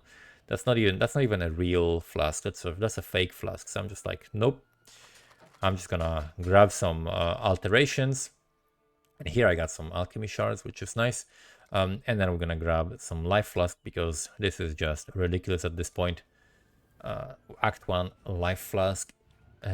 Fighting Dominus is not really the right thing to do. So here with this, we can just face tank him and just nuke him down and move on. Very, very easy, very, very simple. This is, I think, where I forget to turn on haste for a while. At some point, I realized that I forgot the haste, but I didn't have it for a while. As you can see, blue pack, drop a couple brands, curse them, and move on, and they die, right? So you don't need to look at them die, you just need to know how much you need to do in terms of the damage and how much you need to do in terms of the casting. On regular packs, one brand, that's it. On magic packs, one brand, Wave of Conviction or Curse, right? And that's typically it. If it's a big pack, maybe 2 brands, and then it's gonna completely clean it up. So that's basically what you want to be doing. So even magic pack like this, that might not even have been a magic pack. But yeah, this magic pack, so we're gonna curse it and then just move on, right? And then we're gonna see our XP bar jumping up whenever these things are dying, and that's how I know I'm killing them. Basically, the way that I know that I'm killing stuff is, first of all, I tested it, right? So I put a skill and I see how much damage does it do. Okay, now I know, right? Different level. Okay, how much damage does it do now? Okay, now I know, right? I saw it, I looked at it, I spectated the monsters dying. Now I know. And from then on, I never look at that. The only thing I look at is my level. Is my level like, am I like 2 levels or 3 levels below the level of the zone? Okay, I'm fine. Keep doing what you're doing, you know? So here we're getting a 4-link, and I actually risk it a little bit by spamming some chromatics. Because the best 4th link that you can get for your Armageddon brand is actually red gem, which is the cruelty, right? So I already picked up the silk reward because I got faster casting from him. So now I'm gonna pick up the cruelty, and then while I'm here, I might also pick up like elemental focus or something like that for the last gem. So I don't know if I'm buying this here or not, but the elemental focus would be the last thing that I need for 4 link for my flame surge. But I think I did not pick it up here. because I don't have the 4-link yet. We're gonna craft on this 4-link as well, so we're gonna get a lightning res. You can just quickly check your res right before crafting and see which ones you need, and whatever is the lowest, that's what you want to craft. Typically, very simple approach to that I would recommend. So now we're going to the next zone, and our setup is like mostly complete. There's going to be only few small things that we're going to be changing about the build, right? And other than that, your speed is going to come from like optimizing shield charging, optimizing not overkilling, optimizing pathing, and knowing like when to leave a portal and when to do stuff like that, which I'm gonna try to mention all of it. And the dried lake, I tend to go to the left side first. I don't know if I'm doing this correctly here, but yeah, I still should go like try to see, okay, like as far back as I can go to the left side, and then once I get to the end of the zone, then we go to the right, and that's where the guy is gonna be. So again, we are debuffing him, so you put 2 brands on him, you debuff with Wave of Conviction and Curse, and then you spam the Flame Surge. And after like 4 or 5 seconds, you refresh the brands and keep spamming Flame Surge, and that's basically how you kill everything. And that's gonna be the setup, right? And this setup is very, very good. You can like, do early maps with it as well. However, I'm going to be swapping to Penance brand of Dissipation, and I'm personally going to be league starting with a Sanctum strategy. So I'll try to make a video before the league start about the strategy that I want to do. I'm going to share basically my strat, because I think the strat I'm doing it doesn't really matter if other people are doing it, because we're not competing for the same, like we're not selling the same things, right? We're just getting raw divines, and if you're getting raw divines, like you're happy no matter what. Like if someone else is farming raw divines, what do you care, right? Like it doesn't really matter. But if you're farming like specific things, like I don't know, like essences, and everybody else in the world is farming essences, then you're gonna be making less money, right? Maybe like half of the money even. So it is pretty like completely fine, I think, for me to share the like complete league start strategy that I'm gonna have, and it's extremely simple. So that's gonna be probably the next video that I'm gonna be doing. As you can still see, I still haven't done the lab, and now we're in mines level 2. So after I reach the next waypoint, that's where I typically do the lab, because you're gonna have a lot of power, you're gonna have a little bit more life, you're not gonna risk dying and losing time, because the main thing about lab is you just don't want to die, because you might risk you might just have to rerun it and waste time, right? The time waste is the most important thing to avoid. So here I'm checking just to see if there is the skill point quest spirit here or not, and I see that this is a weird zone because it shows that there's a corrupted zone here that's like right in the middle, so it might make the zone a little bit weird, but I already see the skill point, and this zone is actually fairly normal. Nothing crazy going on here. We got Sacred Life Flask, Driftwood Scepter, can identify the scepter, see if there's any flat damage to spells. There's like 2 to 22 lightning damage on it. We do have a crafted weapon now, so that is something that you still want to check. Like even if you have a crafted weapon, you still want to check for rare weapons, right? So scepters, rune daggers, and wands, anything that can have modifiers to spells. But even like regular daggers and maybe even regular swords and axes are completely fine after the lab. As long as you have like huge amount of flat damage on it, you're gonna be happy, because you're gonna have Instruments of Virtue, right? With Battle Mage, which is gonna give you your attack damage applying to your spells, basically adding to the base damage. So even different types of weapons, like that are one-handed weapons, are something that you wanna look at and identify. And if they have like lots of damage, maybe like even like a res on a suffix or something like that, it's also going to increase your shield charge damage, which is kind of underrated. I find that it does significantly more damage than Leap Slam in most cases, because all of the time you, especially like early on with the heralds and stuff, you end up shield charging and the monsters are almost dead, right? So you simply just always guarantee that you can throw one rolling magma and finish it off. And also on top of that, it covers bigger areas. So as you're shield charging through monsters, you're dealing damage to them. With Leap Slam, it's like more concentrated in smaller areas, right? So we got here some stuff to craft. I'm looking at the prefix. I want to craft life, but it already had life, so I actually cannot craft life, but I can craft life on the amulet. So we're doing that before the lab to make a character a little bit stronger. Here I'm checking the resistances. I see what I need. I need a lightning res, so I'm gonna craft a lightning res on this, and now I think I'm capped on resistances, and we can move on to the lab. And yeah, the lab is fairly straightforward. You can, if you want to like make sure that you're pretty quick with the lab, you can check out the lab for the day, because it is the same across different leagues. So there will be on league start available like lab layout, and on PoE lab I think there is always like a lab layout and the shortest path that you can take, so that you know in certain rooms whether to head left or right, and that's going to help you speed up a little bit as well.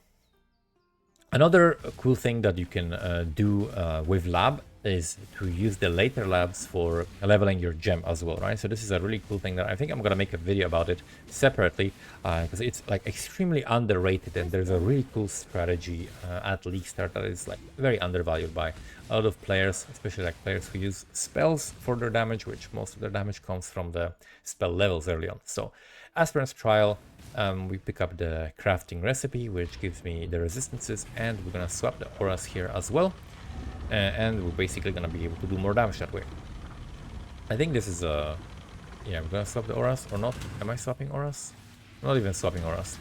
Not even swapping the auras, and I don't even have Flame Surge 4-link, but as you can see, the damage is great. We managed to kill him. Oh yeah, this is the 5-hit thing I did. I knew that I have no alchemy. This is what I was talking about earlier, right? So I'm like, okay, I need an alchemy, right? How can I get an alchemy? Well, drop an alchemy, or get unique items, or get a lot of rare items and sell them, and maybe hope to get some shards as well. How do I get more drops? Make sure to kill Izaro at the hardest way every single time, right? So if he has ads, do not kill any of the ads. That's why you saw me position myself as far as away from the skeleton and the lieutenant as I could, so that I don't kill it, right? Because if I don't kill it, then he has 3 of them available, then he drops an extra key. Next fight, there's another thing, there's like, I think the gargoyles or something, and then I make sure to position myself away from them as well, so I don't kill them accidentally, so I get another extra key. So I'm gonna get 3 keys at the end. I'm gonna make the Izaro fight the hardest, and I think I'm pretty comfortable doing that, because I have 930 life, which is pretty high for quickly leveling. Like, this is very solid life amount, and I got good damage, right? So I'm completely comfortable like making Izaro as hard as possible to get the extra drops, and you're gonna see it actually pays off, because we actually get exactly what we need to get the alchemy orb. So I was very happy about that I managed to find a way to force the alchemy by getting extra keys. Just standard lab stuff, running over traps. Just most of the time, if you have any like decent amount of fire penetration, the fire ground doesn't do much. You're gonna over sustain it with the life flask, as long as you don't over flask, right? The most, like the deadliest mistake you can make in lab is to press your flask too many times. If you press your life flask and you see that you're still taking damage, but you're still healing from the flask, you don't want to press it again, unless like you're really just gonna die and you have an instant component to your life flask. If you don't, just wait for it to heal you up and then press it again maybe later if you still need it, but don't like spam it, because you're gonna run out of it, and then your life is gonna fill, and then you're gonna run into another trap. Now you don't have a flask, there are no monsters to kill, and you're bleeding and running and dying, right? So that is a common mistake that people do, is over flasking, particularly in situations where you don't have too many monsters to kill, such as lab and things like that. So that's definitely something you want to look out for. I tend to play with like 1 life flask and 2 mana flasks. I think you can just completely get away with using 2 life flasks and 1 mana flask as well. And that is just like typically my like automatic go-to setup, right? 1 life flask, 2 mana, because on boss fights, on certain builds, you tend to run out of mana. With this build, you actually don't. And the mana cost for shield charge, for example, is gonna be a little bit lower next patch, so that's gonna be another buff that we're getting pretty much. So yeah, here we got lots of items. We got a unique item, we got a couple of treasure keys, so I should have picked up also the Fawn's Horn, because that could have like a lot of extra damage for me. So here we got a Chaos Orb Transmutation, another unique. 2 uniques, I'm like pumped. Yes, the strategy worked. Extra keys are paying off. Gonna check transmute, see if there's anything good. If not, we can just move on. And ascend as Inquisitor, and then go Instruments of Virtue. You could also go for the Consecrated Ground, and then in the Cruel Lab get the Persistent Consecrated Ground. But I think this way is just more damage, it's a little bit better, a little bit stronger. So we get 12 Alchemy Shards. So now we're just missing 2 Alchemy Shards. We got 18 Alchemy Shards and a Dream, and we still have some time, right? Because we still have a bunch of Act 4 to run through until we kill Malachi and actually need that alchemy. But we're planning ahead of time, and that's what you can do if you like have your plan prepared, right? If you know what to do. That's why I'm killing these guys, right? Because I'm like, okay, drop something good. Drop me an alchemy. Drop me a unique. Unique monsters are typically have higher rarity, like baseline rarity and quantity as well. They drop more stuff, so more likely to find uniques from them than from individual white or blue monsters. So that's what we're doing. Not skipping Darius' Dream stuff. I think you possibly can do it with Flame Dash even, or like in some layouts maybe, like certain parts of it you can skip. But if you really wanted to skip it, you'd use something like Lightning Warp, right, for example. But this is not necessary, because typically I will arrive here at a pretty low level. I'd be like level 33, and this is a level 37. This is a level 37 zone. So we are completely happy just clearing over here. These dogs are dangerous though. These dogs, and also especially the chickens with bows, are very dangerous because they're gaining frenzy charges, right? So in this zone and in the cages, the monsters that gain frenzy charges, and like especially like the blue guys, like blue chickens with bows and frenzy charges, that's a very deadly combo. They can like puncture you, I think, as well. Like very, very nasty combo. Definitely you want to be careful for that and make sure you're like moving and dodging a lot, or run defensive aura if you're into that. So here we're just killing stuff. Again, I am looking for the alchemy, right, still. So I'm IDing stuff, I'm checking whatever I can just to make sure to get the alchemy, right, because this is very, very useful just to have the hex touch for my curse and for my wave of conviction, just simplifying it, making it one button instead of 2 buttons, right? And it's not just that it takes fewer buttons to click, but it takes also less time to cast, right? So you have more time to cast your Flame Surge, for example, right? You get like an extra 0.7 seconds or 0.6 seconds to spam your Flame Surge, which is going to be like a couple of casts. So that's going to typically compensate for small amount of curse effectiveness that you're losing by the nature of using Hex Touch with your curse rather than applying it manually. So there is probably options to skip some stuff in this layout, like typically where there's like the lava waterfall, there's an opportunity to skip stuff. You like zoom your camera and then it makes the camera angle different and you can skip. I would have to learn that. I haven't taken the time to do that. I used to be able to skip stuff with like blink arrow when that was a thing. But I haven't been playing Rangers recently. I've been just tired of Rangers. I decided to try something new. I keep playing Ranger every single league, and so now we're doing different stuff, and we're doing Templar and Brands. I like Brand skills, they're still very strong, and there are some pretty good strategies you can do with them. Make some currency and then play, PoE Anno 1973 expansion. Which is gonna be the city builder. You're gonna make docks. It's gonna be amazing. Like, I'm super pumped for this league. It's gonna be this is legitimately a league that I would be happy if it lasted 6 months. Like, just make this league last until they release PoE 2. I don't care. Like, this is probably the best league announcement ever. I think there has never been a better league announcement than this that I can think of. The league mechanic looks like rich, detailed. So many different mechanics, so many crafting things, so many different avenues for it, so much quality of life with it, good changes to the meta, good nerfs, good buffs. Like, this is just the best league that I've like ever seen, like in terms of the announcement, right? Of course, as they say, don't praise the day before the sunset or whatever. However, I have a good feeling it's going to be a very good league, even if there are some bugs and stuff like that. It's going to be, it's compensated for by the amazing stuff we're getting from this league. So I'm still looking for a second 4 link in this run.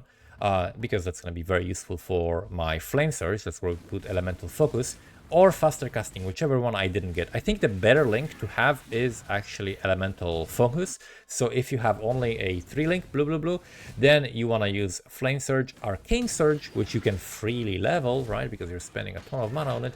And then you also want to have Elemental Focus. And then the 4th link would be Faster Casting. If you have double 4-link with 3 blue sockets and 1 red socket, then you can also use the Fire Penetration that you get from the library reward with the Flame Surge. That's going to be also a useful gem for that, although it's not as good, but it's still decent. Because, for example, like that doesn't apply to the Burning Ground, right? But neither does the Faster Casting, I guess. So either way, not not the most ideal skill just to fully benefit from all the aspects of it, but still like a lot of DPS. So now we happen to roll on Einhar in this zone. We don't really need him. Like typically this is how the fight always looks like. You are able to like debuff him with Wave of Conviction and your curse during the downtime that he has when you cannot damage him, and then put the brands down, and then when he spawns, right, or when he like activates, he's able to be damaged, then you just burst him down with the Flame Surge in a second, and he doesn't get to do anything more than just like one move. Now we talk to Lady Diala. Yeah, I swapped back to my haste. I remember, at least for this time. Yeah, there are some times where I forget to swap, but yeah. So this is zone level 38. As you can see, I got bleed on me, I got shock on me. So if you really want to, you get the level 36 flask. Typically, you can be level 36. That's like probably average level. You'd arrive here, like 35, 36. But if you're 36 and you can use the level 36 flask, then doing a quest with Einhar one time. Oh, I pick up Scour as well. That's also really nice. Helpful to get the Hex Touch if I can, get another Scour through like selling 4 Chance Orbs or something. But yeah, you'd be like level 36 here using the level 36 flask, and if you've done Einhar, you get the craft from Einhar for the bleed removal, and you are like insanely cozy in here. Anytime they bleed you, you just press the flask and you just forget about it, right? Other than that, like if you don't have the bleed removal, you just have to be a little bit careful. And same as with the lab, and same as pretty much with every like situation where you're taking damage over time. Important thing, not to over flask. Do not press the life flask twice. Just press it once. Like if you see bleed on you, press it once and keep running. If you're losing health faster than you're gaining it by a lot, then just stop, right? And stop running. Like shoot the monsters with your Flame Surge and then press the flask again. But other than that, you should be fine. So this is the boss where, for example, Cremation is excellent, right? So Cremation is very, very strong here. And we're using a shield, and we're using like just a crafted weapon with nothing else on it. And she doesn't get to do that much. We burst her like shortly after she does the laser, and we're happy. I portal out here because there's a bug right now, right? There's a bug. I hope they will fix it for the next league, where the game crashes once you're leaving this area, right? And someone said like, okay, avoid the crafting recipe. Someone said, okay, log out when you kill Piety. So I did both, and I hoped I'm not gonna crash, and I didn't crash. So the game didn't crash. I'm happy, right? Because like I'm recording these runs, and I want to make sure that I'm showing this properly. I don't want to like have to rerun the zone, because if you crash there, you have to rerun the whole belly of the beast, and it's very annoying. It messes with the timing, it messes with XP and so on. So it's really not nice. So here, Dodri, this one, I don't know, for some reason, I think I must have stood in the green all the time or something. And now I'm standing in the red, but she was just not taking damage. So one thing that you don't want to do is curse her. If you curse her, she's gonna eat that curse and she's gonna do more damage. So you don't want to curse her, but you can Wave of Conviction and just drop 2 brands and just be a little bit patient. Try to not stand in the purple, because if you're not standing in the purple, then you can dodge, right? Because you're gonna be fast enough. But if you're standing in the purple, which is temp chains, it's gonna slow you down, and you're gonna sometimes get like shotgunned and destroyed. So just don't stand in the purple and dodge and be patient with her. Then we have a couple of other mini bosses, and yeah, I can swap to like, I can swap the auras. I don't know if I'm doing it here. Am I doing it here? I'm not doing it here. But yeah, swapping auras completely valid. For Malachi, definitely you should swap the auras if you have the option. If you don't have the gem sockets for it, obviously don't swap auras. That's just like pain in the ass to do. But I have both auras socketed at the same time, so it doesn't really cost me anything, right? You simply turn off one, turn on the other. That's it. It doesn't cost you any mana. You're not losing anything. It's completely fine to do. So we get Shav here. And Cruelty, as you can see, we're hitting 40% on it from the Armageddon brand. So it's like maximum effectiveness most of the time. Sometimes it's going to be less, but a lot of the time you're just going to have hit 40% or close to that. Even if you're not hitting 40%, yeah, here, just 40%. Most of the time that's what you're going to be running with, especially if you're going to like turn on the damage aura. So here we talk to the Piety. And then allocate Piety of Flesh. Okay, speaking of Piety. And then we swap to the damage aura. Yeah, exactly. So I have the Blood Rage automation and Blood Rage both can be bought from either the Act 3 town from the vendor after you do the library, or they can simply be bought from the library, but from the library I think they're going to be level 1, and from Act 3 town they're going to be leveled. So you would rather get them leveled because the Blood Rage is going to give you a little bit more attack speed, and the automation is going to give you a little bit shorter cooldown and lower mana cost, which I think both of them don't apply to it. I'm not sure automation says cost multiplier or mana cost multiplier. If it says mana cost multiplier, then it literally doesn't do anything to level it, I guess. Either way, it's better to have the gem leveled or not. You can then later resell it or use it for something else, and then later on, for example, in my setup, I'm using it with Steel Skin, just like for a guard skill to have some uptime and be like automated. And with that, I can basically forget about it, right? And I can just have it on, and it's gonna work to like remove bleed as well. Very, very useful. You can see we're doing insane damage here. Like he's gonna spawn this heart now. I'm gonna like instantly one-shot it. Boom, it's dead. Then I'm gonna get to him. Then I'm gonna one-shot this guy, and he's dead. And that's it. Like super, super quick. Very, very easy. Like Flame Surge at this point is very strong, and I'm hoping that these boots can become a 4-link. So I have the alchemy. I managed to get the alchemy by selling a couple of rares for the last 2 shards. So we can buy the Hextouch. And then the next thing I want to do is I want to try to 4-link the boots, right? But the boots, I would like to, I would like to have some movement speed on them. So I'm 4-linking them, and I managed to 4-link them. So I'm going to craft movement speed on them, and that's going to be my Flame Surge setup. So that's going to be amazing. I still have the Herald of Thunder in here, because if you don't pick up an item from the font in the lab, then it's gonna end up in your hideout, basically in the crafting bench, right? So if you forgot a gem, like you didn't click it and you left the lab and you're like, oh my god, I lost it. Nope, just look at your bench. It's actually gonna be there for you. So I'm checking. I don't even know what I'm checking for. I should just grab Elemental Focus and move on. I think I'm checking for like resist rings or anything else, or maybe like weapons or something. But yeah, so 4-link here. Just socket in Elemental Focus, and we got a bit of an upgrade. And the setup is basically complete, right? There is not much else that we can add to the build short of the automation Blood Rage. So for automation Blood Rage, you need a green socket and a blue socket. And for the Wave of Conviction, you need 3 blue sockets, right? So for example, in a weapon, very often you will have that. That's what I would highly recommend having on your filter, like for example, wands or something like that, that have 3 blue sockets lingering for a little bit longer, because typically when I have like 3-link blue, blue, blue, I hide it like after act, like, I don't know, after act 2, let's say, or like some point in act 2, like around level 20, I stop showing that. Because by that point I always already have it, so there is no reason to like keep spamming, like for the filter to keep spamming you for something that you already have.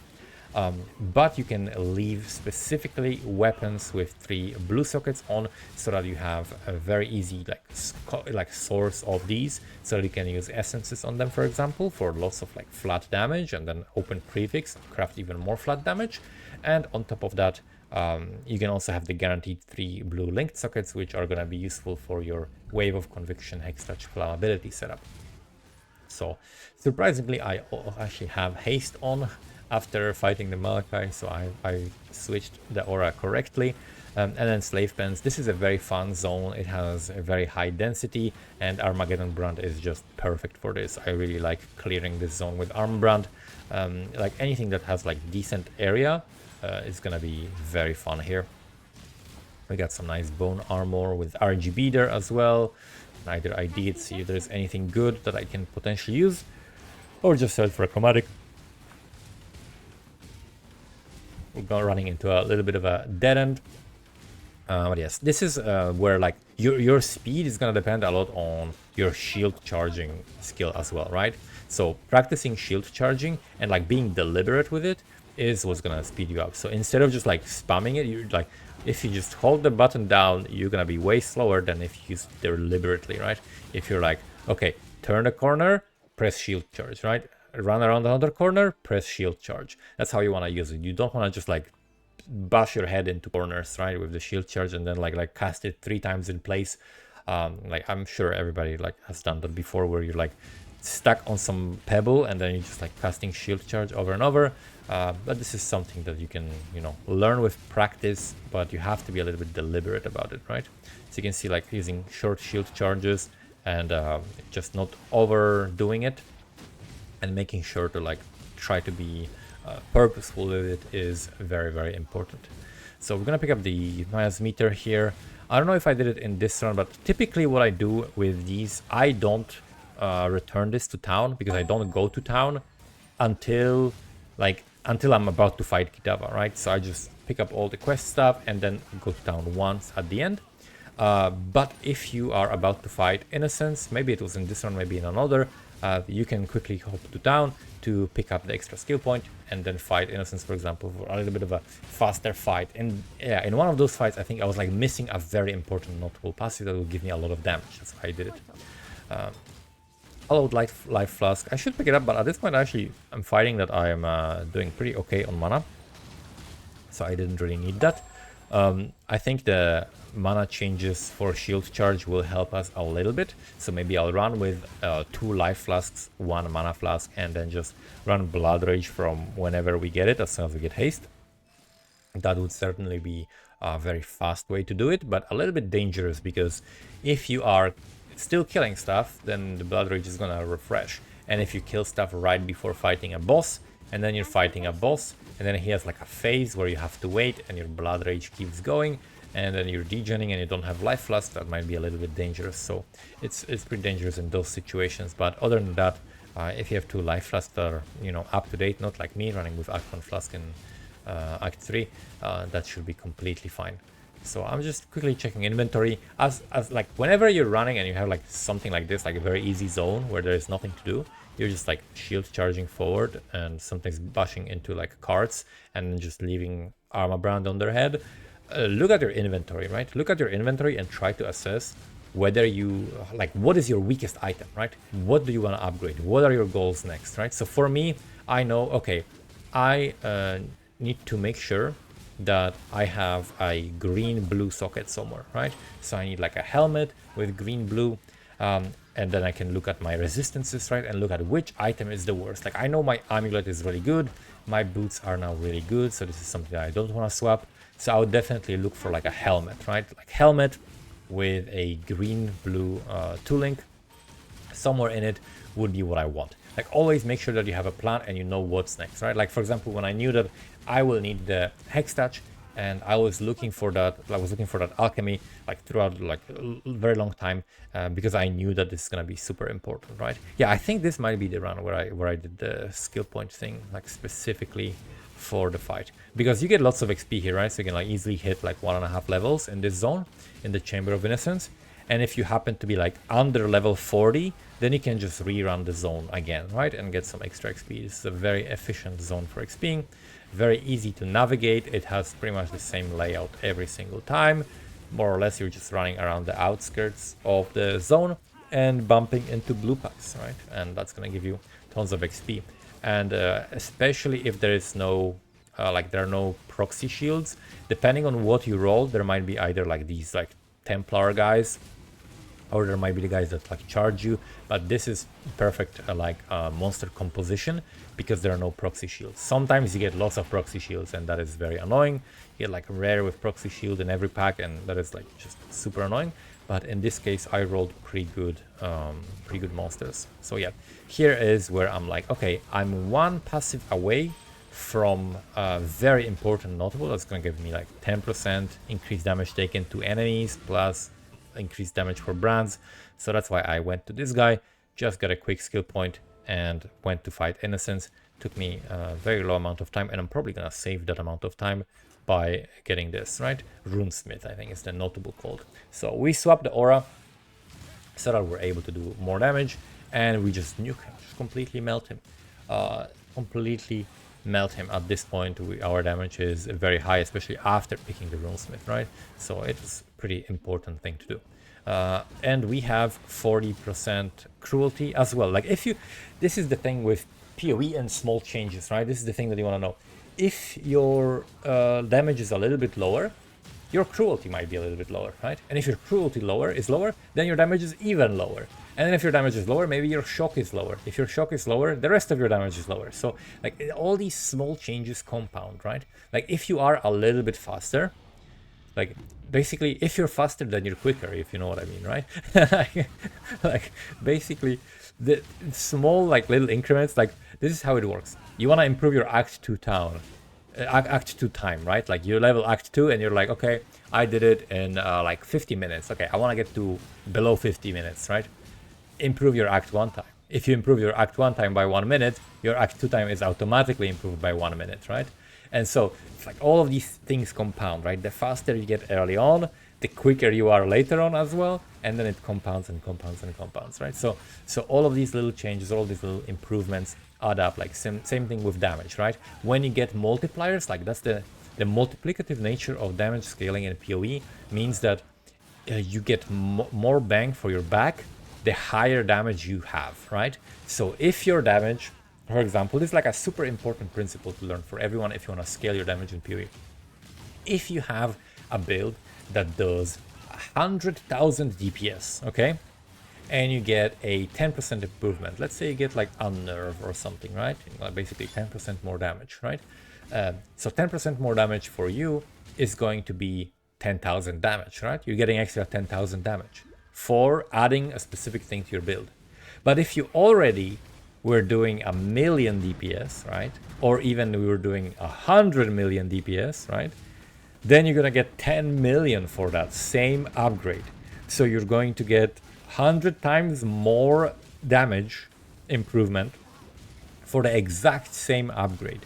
So that's why you can get builds that scale to these like astronomical numbers, because they are already higher to start, right? Like when you're starting with a higher number, then the more multiplier is gonna give you a bigger increase, right? So to speak, it's not gonna give you bigger increase percentage-wise, but like an absolute number is gonna increase by a higher amount, right? You're gonna get more damage than someone who has less damage to start with. So that's why this is super important. That's why like a lot of people like quit their builds because they go like they get to a certain point in maps and they're like, okay, this build is not as strong as I saw someone else play. I'm gonna do this other build, and then they swap. There was a post like that I think on Reddit some time ago where someone was saying, oh, this build is not that strong actually, so I tried another one and then it wasn't as good, so I went tried the other one, and to yellow maps it wasn't as good, so I tried the other one, and he tried like 10 different builds and none of them were good according to him. They were all top meta builds. He just didn't play them enough, right? He just got to a certain point where he thought, okay, that's how the build looks like, nah, whatever, right? And he didn't scale it properly, right? And by scale it properly, I mean invested more, optimized it more and more and more, and all of these little things compound, and it's like an exponential growth, right? That's why you have like, you look at PoE Ninja and you have builds of like top amount of damage, and obviously on PoE Ninja people are just like manipulating the build to not actually be a character that they can play, but simply to be, you know, just like a showcase for the number on PoE Ninja. It's not a real build, like most of the time. But the thing that you will notice there is that you will have builds that have like, you know, jumps get higher and higher. So you will have a build that have, you know, 2 million damage, 2.1, 2.3, 2.4, 2.5, all in between 2 million and 3 million, all in between 3 million and 5 million, right? And then when you get to like 60 million, then the next build is 100 million, and then the next build is like 300 million, and the next thing is 1.4 billion, right? The jumps are higher and higher because like the same amount of like upgrades that you're getting gives you more and more in terms of like the absolute damage that you're dealing. So that's why this is important. You saw there in the footage, I didn't mention, but we left a portal right by the entrance to the rooftop. So you leave the portal there and then you head to the reliquary. You do like a loop in the reliquary. You either do it clockwise or counterclockwise depending on, you know, which faith you ascribe to, and then you go back to the waypoint, go back to town, and through town you go through that portal that you left to the rooftop, and that's basically how you save some time doing this zone, right? Because you don't have to like go back and rerun from the middle of the Oriav square. You can basically just go back to the portal and be directly next to the entrance to the rooftop. So here you want to pick up like prioritize either like some life passives or some damage passives, right? Because you're gonna be you're about to fight Kitava, and also this is around the time where you're gonna be picking some extra resistances from like Firewalker and the life mastery that is above Witch, not life mastery rather, but life notable that is above the Witch, and that's gonna give you extra resistances which are gonna help you overcap so that you can be capped in the next act.